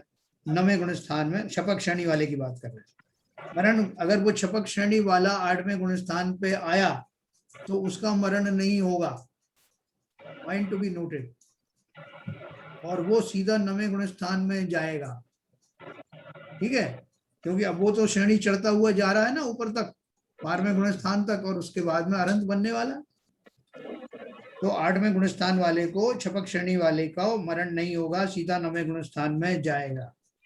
और उपशम श्रेणी वाला अगर 8वें गुण स्थान में आया है 7वें से, तो वो 9वें में जा सकता है, और 9वें से वापस 8वें में आएगा। जब उतरता हुआ आएगा वापसी में, तो फिर उसको 8वें गुण स्थान में आ जाएगा। और वो अगर उसका मरण हो गया, जो कि संभव है उपशम वाले का, तो वो 4थे गुण स्थान में चला जाएगा। जरूरी नहीं कि मरण हो ही, अगर हुआ तो 4th गुण स्थान में आ जाएगा देवात बन करके, नहीं तो वो 8वें से फिर 7वां 6वें में आकर के वो मुनि बना रहेगा, फिर प्रयास करेगा। अभी 9वें गुण स्थान में आ गए। 9वें गुण स्थान में गमन, देखो इसमें भी 2 चार्ट बताए ना। 9वां गुण स्थान 9वें से 10वें में होता है। वो गुण स्थान कौन का? छपक श्रेणी वाले का 9वें से 10वें में होता है। उपशम श्रेणी वाले का भी ऐसा ही होता है। उपशमक जीव श्रेणी उतरते समय 90 में से 8वें में गमन करता है, और मरण होगा तो 4थे में गमन होता है। ठीक है, ये हुआ कौन से वाले का? 9वें गुण स्थान का। जो उपशम श्रेणी वाला जीव है, वो जीव अगर जो है 10वें गुण स्थान में जाएगा, और उसके बाद में अगर वो जब वहां से वापस आएगा 11वें से, तो उसको फिर ये 9वां गुण स्थान पड़ेगा, और फिर 8वें तक आएगा, 6ठे 7वें तक भी चला जाएगा। और 9वें गुण स्थान में अगर उसका मरण हुआ, तो वो भी देवादि बन करके 4th गुण स्थान में चला जाएगा। लेकिन अगर छपक श्रेणी वाला जीव है, तो 9वें गुण स्थान में आने के बाद वो 10वें गुण स्थान में जाएगा। उसका रास्ता क्लियर है, मरण नहीं होगा। ठीक है साहब, अब बस देखो उनको अपन पहुंचने वाले हैं, थोड़ा सा और सब्र करना, आप 12वें गुण स्थान में पहुंचने वाले। तो अब 10वें गुण स्थान वाले को देखो। 10वें गुण स्थान का गमनागमन, छपक श्रेणी में गमन 10वें में से 12वें में होता है। भाई तो जो उपशम श्रेणी में जा रहा है उसका मरण हो सकता है, और छपक वाले का नहीं होगा। क्यों होगा? वो तो भगवान बनने जा रहा है। हाँ हाँ हाँ, उसे मारे, उसको मरना अलाउ कर दोगे तो फिर कैसे भगवान बने? नहीं नहीं नहीं नहीं, ये देखिए मैं जानना चाह रहा हूँ। जी उसे खींचो मत नीचे। बड़ी मुश्किल से तो छपक श्रेणी पाई है उसने। हाँ। चलो चलो ठीक है ठीक है ठीक है। तो छपक श्रेणी में 10वें गुण स्थान में क्या हुआ? देखो 10वां गुण स्थान भी बहुत जो है वो इम्पोर्टेंट है। कैसे इम्पोर्टेंट है कि 10वें गुण स्थान में वो सूक्ष्म लोभ के शाये जो है वो बाकी रहती है, और उसी गुण स्थान में वो निकल जाने वाली है, और निकल जाने के बाद में सारी जो वो है कषायों से मुक्त हो जाने वाला है जीव। 12 में पहुंचने से पहले, 12 से पहुंचने से पहले पहले मिथ्यात्व का, और ये सम्यक क्या बोलते हैं, मिथ्यात्व रूपी जो चरित्र है, मिथ्या चरित्र है, उसका भी समापन हो जाता है ना। जो कषाय का जो चरित्र की एक दशा कषाय थी ना, तो कषाय में वो सब कन्वर्शन हो जाता है। क्रोध का मान में, क्रोध मान माया में, माया का फिर लोभ में, और लोभ का भी अत्यंत सूक्ष्म स्वरूप वहां विद्यमान रहता है 10वें गुण स्थान के प्रथम समय में, और उसी गुण स्थान के अंत आते आते वो सूक्ष्म लोभ कषाय भी चली जाती है। तो मोहनी कर्म से तो आप मुक्त हो गए। ठीक है, अब देखो और आगे क्या क्या होता है। छपक श्रेणी में गमन 10वें में से 12वें में होता है। छपक श्रेणी में मरण नहीं होता। छपक श्रेणी में आगमन 9वें से 10वें में होता है, और उपशम श्रेणी में 10वें में से 11वें में होता है। मरण अथवा श्रेणी उतरते समय 10वें से फिर 9वें में आ जाता है। मरण होने पर 4थे में गमन होता है। उपशम श्रेणी वाले का यही चलेगा। उपशम श्रेणी में आगमन कहाँ से होता है? 9वें में से या 11वें में से 10वें में आता है। देखो छपक श्रेणी वाला सीधा जा रहा है ऊपर, वो वापस नहीं आ रहा, उपशम श्रेणी वाला बीच में वापस आ रहा है। तो ये हमारा 10वां गुण स्थान हो गया। अब ये सब एक एक गुण स्थान की मैं आपको विस्तार से बताऊंगा। ये तो अभी गमनागमन बता रहे हैं, उसका काल बताएंगे, फिर उसमें क्या क्या घटित होता है ये सब अपन पढ़ने वाले हैं। सर मेरा एक सवाल था। जी सर। अंकल ये जब 10वें गुण स्थान में जीव गिरता है वापस लौटते समय, तो क्या कसाई भी पैदा हो जाती है? 10वें गुण स्थान में नहीं, जैसे 11वें से गया और नीचे गिर रहा है 10वें में, 9वें में, 8वें, तो क्या कसाई पैदा हो जाती है? हाँ, क्योंकि वो उपशमित होती है ना, देखो पैदा होने की बात नहीं, वो उपशमित थी, वो गई कहाँ थी? उनका उपशम खत्म हो जाता है, या वो फ्रीजिंग खत्म हो जाता है, वो अनफ्रीज हो जाती है, तो वो कषाय फिर जागृत होती है। तो भाई साहब जैसे 11वें 10वें में आएगा, तो 10वें में सूक्ष्म कषाई सूक्ष्म लोभी उदय में आएगा। हाँ, वो क्रम वही पड़ता है। अच्छा, हाँ वही मैं कह रहा हूँ, सूक्ष्म लोभी आएगा, और 10वें से 9वें में जाएगा तो फिर 3 कषाय संजुलन की 4 कषाय आ जाएंगी। हाँ देखो क्या है कि ये कोई बैरियर तो है नहीं कि कोई किसी ने कंपार्टमेंट बनाए हो वो गुणस्थानों के। वो गुणस्थान तो इमेजिनरी हैं। इमेजिनरी है इन द सेंस कि वो भावों की लेवल की बात हो रही है। वो लेवल जब नीचे सही आगे समझ में आ गया, उस लेवल उस योगी लेवल वैसा बन जाता है। वो जब लेवल को क्रॉस करता हुआ गया था, वो लेवल से नीचे आता गया। हाँ, बिल्कुल सही। फिर से वो दृश्य उपस्थित हो गए उसके सामने। सही कह रहे हैं। और कोई पूछ रही थी कोई बहन? किसी का और कोई प्रश्न था? किसी का नहीं है साहब। चलिए तो कोई बात नहीं। 11वें गुण स्थान से अब गमनागमन। तो 11वां गुण स्थान कौन सा है? उपशम श्रेणी का जो पीक थी, जो लास्ट जहां तक जा सकता था जीव, ऐसा 11वां गुण स्थान प्रकट हुआ। 11वें गुण स्थान में क्या हुआ? यह मात्र उपशम श्रेणी का ही गुण स्थान है, छपक श्रेणी वाले को तो पड़ेगा ही नहीं। यहां से गमन नीचे की ओर ही होता है, अर्थात 10वें में है होता है। 11 से कहाँ जाएगा? ऊपर तो जा नहीं सकता, तो 10वें में आएगा। मरण के पश्चात 4थे में गमन होता है। आगमन एकमात्र 10वें में से ही होता है ना। 10वें गुण स्थान वाला उपशम श्रेणी वाला जीव 11वें गुण स्थान में आकर के क्षण भर विश्राम करता है। विश्राम करता है का अर्थ है कि 10वें अंतर्मुहूर्त काल तक वो उसमें रहता है समय तक, और उसके बाद में वापस उसका गिरना शुरू हो जाता है। तो उसका काल ही इतना होता है। हालांकि वो 11वां गुण स्थान को भी वीतरागी गुण स्थान बोला है। वो दशा भी इतनी उत्कृष्ट होती है कि वो जो मुनिराज हैं वो भले ही अंतर्मुहूर्त तक रहते हैं, लेकिन उस अंतर्मुहूर्त काल में जैसा 12वें गुण स्थान वाले का जो निर्मल दशा प्रकट होती है, ऑलमोस्ट वैसी दशा उसकी 11वें गुण स्थान वाले की होती है। लेकिन उसका काल एक अंतर्मुहूर्त के बाद में वो वापस नीचे गिरने लगता है। ये उपशमन है ना, उन सबका फ्रीजिंग करता हुआ आया है। वो उपशमन का काल इतना ही है, उसके बाद बर्फ पिघलने लगती है। फ्रीजिंग करते हैं ना अपन, बर्फ फिर फ्रीज में जमा दिया, उसके बाद में वो पिघलने लगता है। अब देखिए जीव आ गया 12वें गुण स्थान। 11वें गुण स्थान के बारे में बहुत लोगों ने बताया कि वो 6ठे 7वें तक आता है, तो 4 में भी जाता है मरण के बिना भी, और फिर लोग तो बोलते हैं वो मिथ्या दृष्टि तक भी हो जाता है, पहले गुण स्थान तक भी आ जाता है, ऐसा कहीं कहीं उल्लेख है, वो अपन पढ़ेंगे बाद में। अब 12वें गुण स्थान का गमनागमन देखें। 12वां गुण स्थान आया, कौन किसको आएगा? वो छपक श्रेणी वाले। छपक श्रेणी वाले। यह मात्र छपक श्रेणी का गुण स्थान है, यहाँ मरण नहीं होता। गमन 12वें में से गमन 13वें में होता है। आगमन 12वें में, आगमन 10वें में से होता है। अपन ने पढ़ा ना पहले 10वें गुण स्थान वाला छपक श्रेणी वाला जीव सीधा 12वें गुण स्थान में जाने वाला है, पीछे मुड़ के देखेगा नहीं है। तो उसका तो जो है बस समझ लो कि जैसे कोई मंत्री बनता है और सब वो बनने वाला होता है, तो वो सब वो ढोल बोल लेके लोग खड़े रहते ना, कि जैसे ही उसने शपथ ली उन्हें ढोल बजाने शुरू कर दिए। तो ऐसी दशा होने वाली उस 10वें गुण स्थान वाले की, जिसने मोहनी कर्म का सर्वथा नाश कर दिया है। अब 3 घातिया कर्म, ज्ञानावर्णी, दर्शनावर्णी, और ज्ञानावर्णी का तो दर्शनावर्णी और अंतराय। आयु कहाँ अभी आ गई? आयु तो घातिया कर्म है ना, 3 घातिया कर्म की बात हो रही है। अच्छा, तो ये तीनों घातीय कर्म जो है वो भी 12वें गुण स्थान के पहले पूरा होते होते ही चले जाते हैं, और तब वो दशा प्रकट होती है जिसे केवल ज्ञान रूपी अरहंत देव कहा जाता है।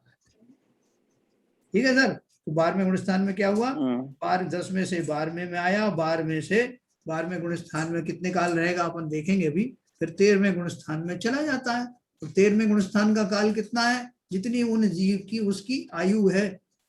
तीर्थंकर बने तो बहुत लंबी आयु भी होती है, और केवली साधारण केवली की भी आयु होती, उसके बाद में जो 13वें गुण स्थान में बहुत लंबे समय तक रह सकता है। सहयोग केवली, बिल्कुल सही। तो 13वें गुण स्थान का गमनागमन क्या है, गमन 13वें गुण स्थान से 14वें गुण स्थान में होता है, और जीव आता कहां से, 12वें गुण स्थान से आता है। ठीक है साहब। तो ये 13वें गुण स्थान तक हो गया। अपन 14 तक चलते हैं, आज की अपनी यात्रा 14 तक ही है। तो 14वें गुण स्थान में क्या हुआ, 13वें गुण स्थान से जीव लंबे समय तक आयु, जब उसकी एक अंतर्मूर्त कम रह जाती है, तब वो उसके दूसरे और विशेष प्रयास होते हैं शुक्ल ध्यान आदि के द्वारा, 14वां गुण स्थान आता है और वो अयोग केवली बन जाता है। उसी गुण स्थान का नाम नंबर 14 दिया है। 14वां गुण स्थान अयोगी केवली का है। तो महायोगी, उनसे बड़ा योगी कोई नहीं होगा, उस योग को भी छोड़ करके अयोगी केवली बन जाते हैं। और 14वां गुण स्थान कहाँ से आया, 14वें गुण स्थान से जीव गुण स्थानातीत सिद्ध परमेष्ठी बन जाता है। देखो कैसा एक धारा में चला जा रहा है जीव। तो अब वो 14वें गुण स्थान में आया, थोड़ी सी देर के लिए वो 5 लघु अक्षर पढ़ने में जितना समय लगता है उतने काल तक, लघु अंतर्मूर्त काल तक उस गुण स्थान में रहने के बाद वो उसका ठहराव था थोड़ा सा, जिसमें वो 85 प्रकृतियों का नाश होना है। अपन कहते हैं कि करना है, करने की जरूरत नहीं, हो ही जाता है, कोई चॉइस नहीं है। नहीं था मैं एक आध रख के ले जाऊंगा, उसमें प्रकृति पूरी नहीं, मैं 85 खत्म करना चाहता, कुछ तो सिद्ध लोग भी ले जाऊं ना, है ना। ना उनको छोड़ने का कुछ पुरुषार्थ करना पड़ता है, ना रखने का पुरुषार्थ मन होता, अपने आप ही वो उतने काल में शेष बची हुई मुख्यता नाम कर्म की जो होती ना, वो चली जाती है, आयु चली जाती है, वेदनी चला जाता है ना, गोत्र आदि सब चले जाते हैं। और उतने से काल में करके वो जीव अपने पुरुषार्थ के बल पर, किसी ने और ने नहीं कराया, और वो चला जाता है कहाँ, सिद्ध लोग को। शरण जी कुछ पूछ रहे हैं, अनम्यूट करिए। हाँ बोलिए। हाँ, तो उसमें जैसे ये जो अंतर्मुहूर्त जो बोले थे, जो 5 लघु जो वर्ड बोलते हैं उतने में वो हो जाता है सिद्ध परमेष्ठी में। लेकिन ये जो अपने 13वें गुण स्थान में जब रहते हैं तो उनका स्थिति तो वही रहती है कि मतलब वो जैसे मुनि की तरह ही रहते हैं, और या वो उनकी भी वो लग जाती है, जैसे अरंत वो बन जाते हैं, तो उनका जो अपना समोशरण नहीं रहता, समोशरण आदि नहीं रहता, वो सब चला जाता है। मुनि खाली वो चिंतन, उनका चिंतन मुनि अवस्था में ही रहते हैं, मुनि अवस्था में रहेंगे, मुनि अवस्था में ही रहते हैं। और क्या 13वें तो वहां तक तो है ना। देखो अभी भी अयोग केवली और सहयोग केवली है, अयोग केवली है। मैं आपको बताऊंगा 13वें गुण स्थान से जो 14वें गुण स्थान में जो जीव जाता है उसकी क्या दशा होती है, वो किस पूर्वक जाता है, उस समय क्या ध्यान रहता है या नहीं ध्यान रहता है, ये सारी चीजें मैं आपको विस्तार से बताऊंगा जब 13वें गुण स्थान आएगा। हाँ ठीक है। 13वें गुण स्थान में जी अगर वो तीर्थंकर हैं तो उनका समोशरण लगेगा, हाँ अरंत का जी हाँ। और अगर केवली है तो उसकी गंधकुटी बनेगी। बिल्कुल सही। तो समोशरण तो बनता है ना उनका, जिनका एक अंतर्मूर्त काल जब रह जाता है उनकी आयु। हाँ, तब उसके बाद तो फिर वो 5 अक्षर के समय जितना लगता है तो उससे वो सिद्ध शिला पे पहुंच जाते हैं। 14वें गुण स्थान में वो कैसे पहुंचते हैं, इसकी प्रक्रिया मैं आपको अलग से बताऊंगा। मैं बात कहूँगा 13वें गुण स्थान में जो जीव होते हैं वो केवली बनने वाले होते हैं, और वो मुनि जो होते हैं उनको एक विशेष होती है, वो जहाँ भी बैठते वो 4 अंगुल जमीन पर नहीं बैठते, कहीं पर। और वो जो है जब चलते हैं तो 225 कमल, सोने के कमल जो है उनका रास्ता बनाते हैं इंद्र लोग, जहाँ गमन करते हैं। तो वो जो है मुनि अवस्था जरूर कह सकते हैं आप, लेकिन मुनियों से बिल्कुल टोटली भिन्न है। वहां पर हमेशा देव, इंद्रदेव जो देव जो है, और उनका समोषण जब एक जगह से दूसरी जगह समोषण लगता है, वहां का समोषण पहले माँ समोषण लगा देते हैं और फिर महाराज आनंद देव जाते। तो वो आप जो सेलन जी कह रहे हैं मुनि अवस्था जरूर है, लेकिन अरहंत बिल्कुल डिफरेंट है। नहीं देखो, ये तो 13वें गुण स्थान का आपने बात बताई। इच्छा थी, सेलन जी समझ रहे थे कि उस 13वें गुण स्थान में वो मुनि अवस्था में होते हैं, तो वो उनका कैसी स्थिति रहती है। उनका शरीर भी वज्र का होता है ना। 14वें का पूछ रहा है, एक मिनट, वो 14वें का पूछ रहा है। 13वां गुण स्थान तो समझ में आ गया होगा उनको, जिसका समोषण चलता है। सेलन जी बताएंगे होते हैं। आप 14वें का पूछ रहे हैं? 13वें में, जैसे 13वें में आ गया, अब 13वें में 1 साल है, 2 साल है उनके, जब तक आयु शेष है, जब तक 13वें में रहना है उनको। तो वो किस स्थिति में मुनि जैसी अवस्था रहती है या कुछ और विशेष अवस्था हो जाती है? नहीं देखो, ये अभी जैसे बाबूजी ने बताया ना, अगर एक अंतर मुहूर्त से पहले तक, उनकी आयु के एक अंतर मुहूर्त शेष रहने से पहले तक, तो उनके अगर तीर्थंकर है तो समोषरण वगैरह जाते हैं, जिसमें उनकी वो जो आकाश पृथ्वी से ऊपर उनका गमन होता है, समोषरण आदि जो है चलते हैं साथ में। और अगर गंधकुटी का निर्माण होता है तो गंधकुटी का निर्माण होता है एक जगह पे, और लेकिन वो जमीन पर नहीं रहते, केवल ज्ञान होते ही वो 5000 धनुष ऊपर उठ जाता है शरीर। ठीक है, तो मतलब स्थिति विशेष हो गई उनकी फिर। हाँ, स्थिति विशेष है बिल्कुल। और उनके चलने पर तंतु भी नहीं हिलते, उनके चलने पर तंतु भी नहीं हिलते। ये आगम में मतलब शास्त्रों में लिखा हुआ है कि अगर वो मकड़ी के जाले पर भी चलते तो जाला हिलेगा नहीं, जाला तक नहीं हिलता। अरंत परमेष्टि हो गए तो फिर ये सब विशेषता आई जाती है। इससे नीचे की भूमिका में हो जाता है ना, वो तो उससे नीचे की भूमिका में। जी 13 से 14 में जाना कंपलसरी है क्या? क्योंकि जैसे आपने अरिहंत तीर्थंकर भगवान जो है वो तो तीर्थंकर कब से ही है, तो वो फिर सिद्ध नहीं बने। इसका मतलब 13 में कंटिन्यूस वो 13वें गुण स्थान में ही है, तो जाना ही पड़ेगा। जब आयु पूर्ण हो जाती है तो वो 14वें गुण स्थान होते हुए वो 3-5 अक्षर का जो भाई साहब बताते हैं, उसके बाद में वो सिद्ध बन जाते हैं। और हर एक को जाना है, हर एक को मोक्ष। जब 13वें स्थान में जीव चला गया, उसे मोक्ष जाना ही जाना है। बाबूजी शायद सोनी जी का क्वेश्चन ये है कि जब तो हम अनंत परमेष्टि की पूजा करते हैं तो वो तो सिद्ध बन गए, तो अब सिद्ध की करें अनंत की क्यों करते हैं? तो वो शायद उनका क्वेश्चन बताएंगे इस बारे में। ये बताओ संजय जी, वो जो महावीर स्वामी अभी जो है अरहंत है कि सिद्ध हो गए? अरिहंत ही है सर। नहीं, तो मोक्ष होके सिद्ध चल पड़े भाई। सर मेरी अंडरस्टैंडिंग तो ये है, मेरी अंडरस्टैंडिंग है कि सिद्ध भगवान होते ही तो उनका कोई स्वरूप नहीं रहता, लेकिन हम तो स्वरूप की पूजा कर ही रहे ना, ये जो महावीर स्वामी।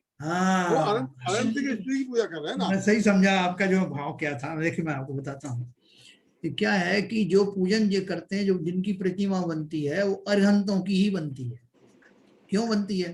कि अरहंत का समोषरण होता है, अरहंत के समोषरण में दिव्य ध्वनि आदि गिरती है, हमको जो उपदेश आदि की प्राप्ति होती है वो अरहंत से होती है। सिद्ध बनने के बाद तो वो जीव ना तो नीचे आते हैं, ना उनकी कोई दिव्य ध्वनि घुरती है।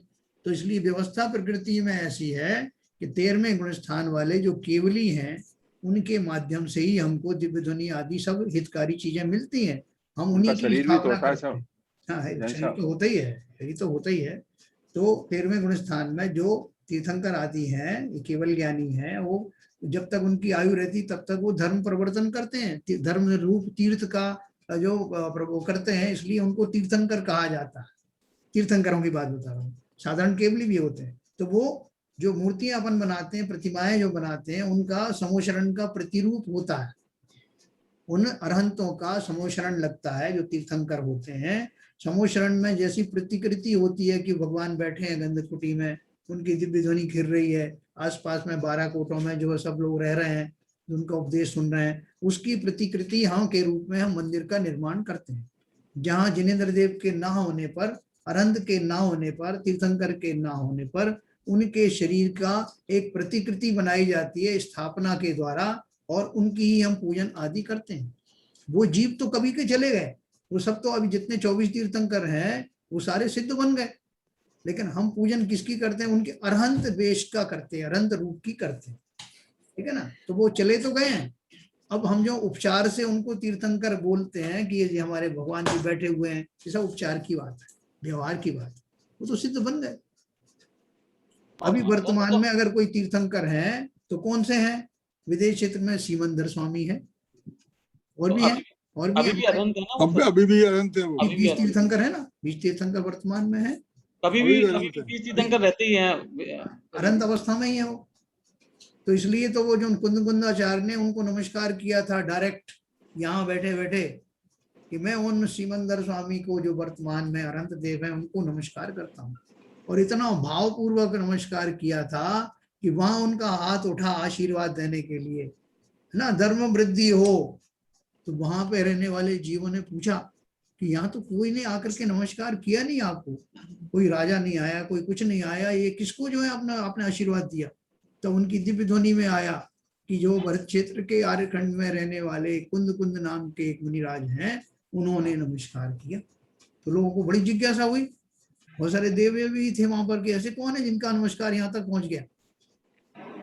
फिर उन्होंने पता किया वो कुंद कुंदाचार्य थे, फिर उनको वहां देव लेकर के गए, उनकी रास्ते में पिच्छी गिर गई, बहुत बड़ी घटना है वो। तो कुल मिला के संक्षेप में इतना है संजय जी, आपने अच्छा किया। देखो अपने अंदर में कोई भी अगर थोड़े बहुत भी कंफ्यूजन है तो जरूर पूछना चाहिए, बिना घबराए कि लोग क्या समझेगा। आपने सही कहा। नहीं सर, मेरा क्वेश्चन स्पेसिफिकली इसलिए है कि हम लोग बोलते हैं कि हमेशा 24 ही रहती है, तो जैसे वर्तमान 24 ही जो है वो अभी के जो 24 भगवान महावीर होगा ना, तो उसके बाद में एक भविष्य 24 ही आने वाली है, तो फिर वो डिफरेंस क्या है, वो समझ में नहीं आया। हाँ देखिए, वो ऐसा है, ये अंतिम तीर्थंकर हमारे जितने तीर्थंकर होते हैं चतुर्थ काल में होते हैं मूलतः, है ना। मूलतः जो है चतुर्थ काल में तीर्थंकर होते हैं, चतुर्थ काल निकलने के बाद पंचम काल में तीर्थंकर नहीं होते, केवल ही नहीं होते तीर्थंकर की तो बात ही क्या। तो ये पंचम काल चल रहा है, इसमें नहीं होंगे, छठे काल में नहीं होंगे, ठीक है। उसके बाद में फिर से जो उत्सर्पणी काल आएगा उसका फिर वो चतुर्थ काल आएगा, जिस काल में वो उत्पन्न होते हैं तीर्थंकर, तो फिर से वो तीर्थंकर आएंगे। उस 24 की बात कर रहे हैं, भविष्य में होने वाली जो 24 है, अगली 24 वो है जो अब आएगी छठे काल के बाद में, जो उत्सर्पणी काल आएगा, उसका जो तीसरा काल होगा, जो 100 काल चौथे नंबर पे आएगा, उस काल में फिर से तीर्थंकर होंगे जिनके नाम अभी से लिखे हुए हैं, उनकी अपन पूजन करते हैं। छठा काल आएगा, फिर 5वां काल आएगा, फिर चौथा काल आएगा। विदेश क्षेत्र में जो 20 तीर्थंकर हैं, तो वो उनके नाम चेंज नहीं होते, मतलब वो सिद्ध बनते रहते हैं, लेकिन वहां पर जो भी नए आते हैं तो वो कभी भी उन्हीं नाम से बनते हैं। बराबर। हाँ सही है, सही बिल्कुल सही। भाई साहब, आज हम पूजा करते समय एक बात लिखा हुआ था कि जहाँ से तीर्थंकर जाते हैं वो तीर्थ क्षेत्र कहलाते हैं, और जहाँ से मुनि जाते हैं, तो किसकी आवाज हो रही भाई? विपुल जी बंद कर दो। जहाँ से मुनि जाते हैं मोक्ष को, वो सिद्ध क्षेत्र कहलाते हैं, और जहाँ से जो कल्याणक होते हैं वो अक्षय क्षेत्र कहलाते हैं। इस तरीके से एक पूजा में लाइन थी। तो मैं ये जाना था कि तीर्थंकर जो जाते हैं तो बहुत सिद्ध क्षेत्र हुआ, तीर्थंकर क्षेत्र की वजह वो सिद्ध क्षेत्र भी हो सकता है, वो वही है ही है। नहीं, मैं समझा नहीं आपकी बात, फिर से बोलिए। ऐसा है, तीर्थंकर जो जाते हैं मोक्ष को, जिस जगह से वो जगह तीर्थ कहलाता है, तीर्थ क्षेत्र कहलाता है। नहीं, वो ये सिद्ध क्षेत्र कहलाता है। सिद्ध क्षेत्र। हाँ, नहीं, मैं यही तो मैं जो मेरा, आपने पहले ही कह दिया, आप उत्तर तो पहले ही बता दिया। मैं यही कह रहा, आज मैं पूजा कर रहा था तो पूजन में ये लिखा था जहाँ से तीर्थंकर जाते हैं मोक्ष को, वो तीर्थ क्षेत्र कहलाता है, और जहाँ से मुनि जाते हैं वो सिद्ध क्षेत्र कहलाता है, और जहाँ कल्याणक होते हैं वो अक्षय क्षेत्र कहलाता है। ये बात आई थी आज पूजा में, तो वो आपने जो बताई वो मेरे भी दिमाग में थी, इसीलिए मैं आपसे पूछ रहा था क्या वो भी तो सिद्ध क्षेत्र ही है, जो तीर्थंकर जा रहे हैं तो वो भी सिद्ध क्षेत्र ही हुआ। वो तो 100% है ही, ये समय शिखर आदि है वो तो है ही 100%। सोनागिरी आदि जो है जहाँ से तीर्थंकर नहीं गए, मुनि गए, उसको भी सिद्ध क्षेत्र कहते हैं ना। वो भी सिद्ध क्षेत्र है। कोई सोनागिरी जी है, शत्रुंजय है, तारंगा है, जहाँ बहुत सारी जगह कोई भी गजपंथा है, ये सारे सिद्ध क्षेत्र है। और जहाँ तीर्थंकर गए वो तीर्थ क्षेत्र भी है और सिद्ध क्षेत्र भी है, दोनों ही है, दोनों है। आज पूजा में भाई जब आई थी तो मैं बहन जी से पूछने वाला था, तो बहन जी तो जल्दी निकल गई थी। बाबूजी का क्वेश्चन बहुत अच्छा है, बाबूजी का क्वेश्चन बहुत अच्छा है, बहुत क्लैरिटी हो गई। हम तो मतलब तीर्थ क्षेत्र सिद्ध क्षेत्र उसको मान रहे थे, लेकिन तीर्थ क्षेत्र सिद्ध क्षेत्र दोनों ही है। तो वो समझ में अभी बात आ गई। बाबूजी को क्या है, एक लाभ मिलता है एक्स्ट्रा। मंदिर में जाते हैं ना तो वहीं पे बगल में ही तो सब बैठे हुए हैं, तो उन्हें जरा भी कोई शंका होती तुरंत पूछ लेते हैं कि इसका क्या हुआ, ये क्यों लिखा है। अधिकतर तो बहन जी मुझे रास्ता देती रहती है, समझाती रहती है, लेकिन फिर भी अगर नहीं आती है तो मैं बड़े साहब जो हमारे प्रिंसिपल है। अरे नहीं साहब, मैं तो बहुत छोटा हूँ। ऐसा है बाबूजी, आपको इतनी प्रवृत्ति है कि आपके भाव बनते हैं क्वेश्चन पूछने के। नहीं तो पूजन की पहली लाइन से अंतर लाइन तक क्या लिखा है कोई समझता ही नहीं है। वो ठीक है, अब जैसा भी है वही पूछ लेते हैं। देखो अच्छा, अभी 14वें गुण स्थान में अपन ठीक से पहुंच नहीं पाए थे, इस बीच में प्रश्न खड़े हो गए, इसलिए कल अपन अच्छे से मेरा भी क्वेश्चन है। पूछे सर, एक बोल रहा हूँ, जब 24 तीर्थंकर आपने बताया कि अभी सिमंदर भगवान का चल रहा है काल, अपन महावीर भगवान के समय बोलते हैं, अभी सिमंदर भगवान कैसे?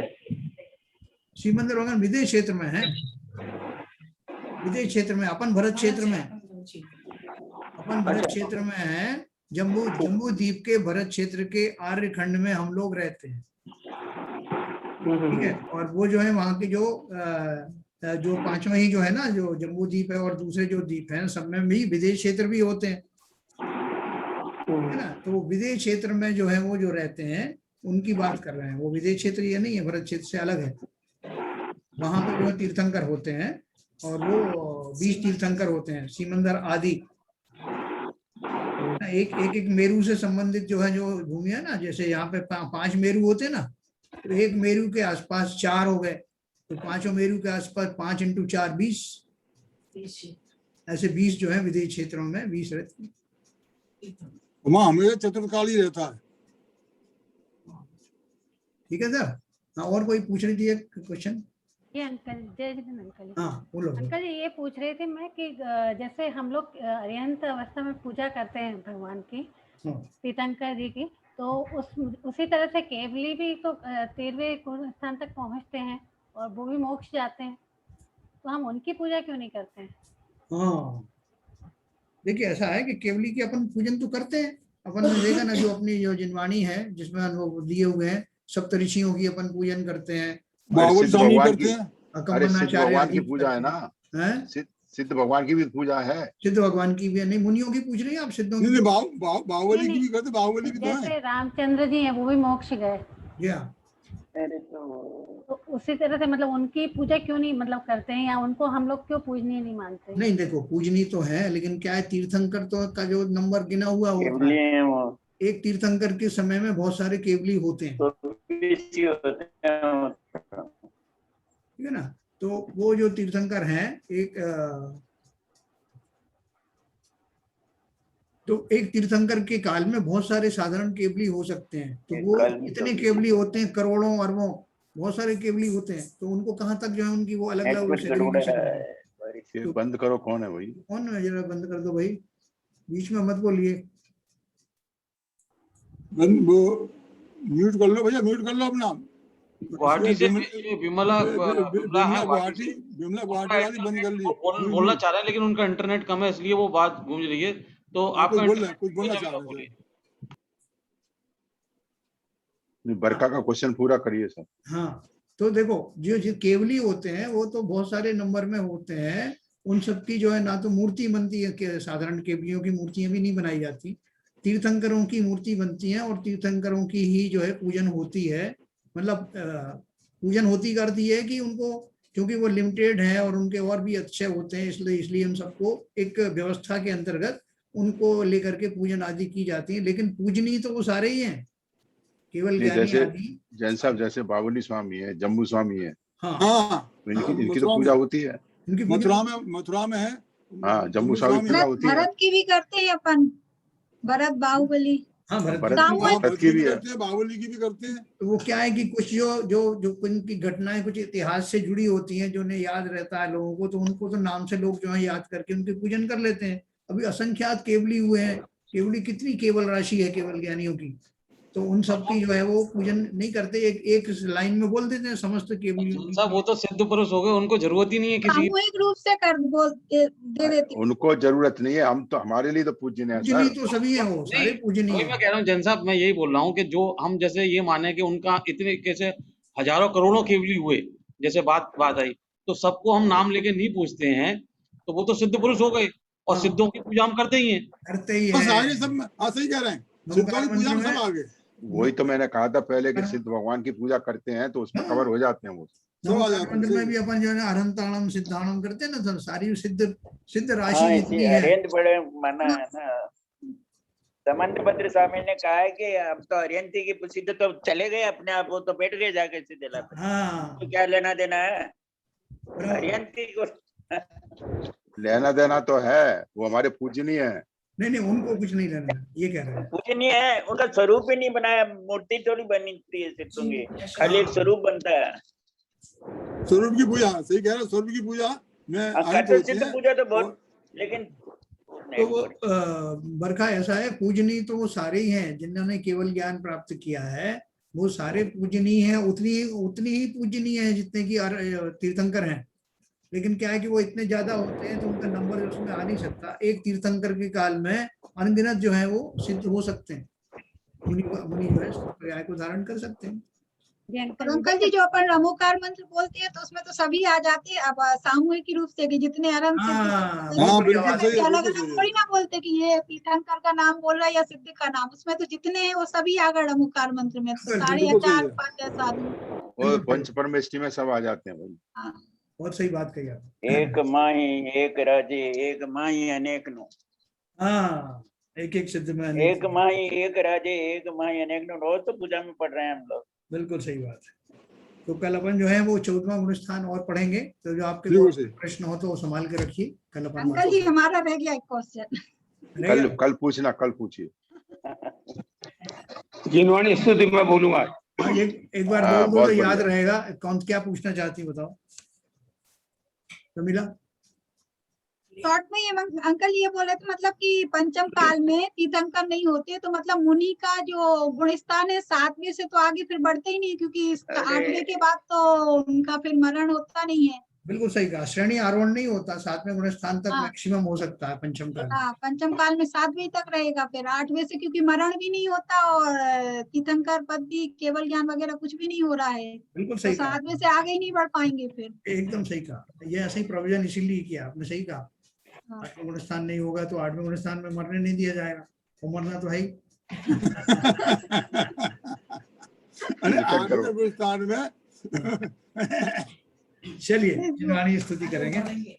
जिनवाणी मोक्ष नसेनी है, जिनवाणी जीव कर्म के जुदा करन को, जीव कर्म के जुदा करन को, ये तेनी छेनी है जिनवाणी। जिनवाणी मोक्ष नसेनी है जिनवाणी, जो जिनवाणी नित्य अभ्यासे, जो जिनवाणी नित्य अभ्यासे, वो ही सच्चा जैनी है जिनवाणी। जिनवाणी मोक्ष नसेनी है जिनवाणी, जो जिनवाणी उर्न धरत है, जो जिनवाणी उर्न धरत है, सैनी हूँ के असैनी है जिनवाणी। जिनवाणी मोक्ष नसेनी है जिनवाणी, पढ़ो सुनो ध्याओ जिनवाणी, पढ़ो सुनो ध्याओ जिनवाणी, यदि सुख शांति लेनी है जिनवाणी।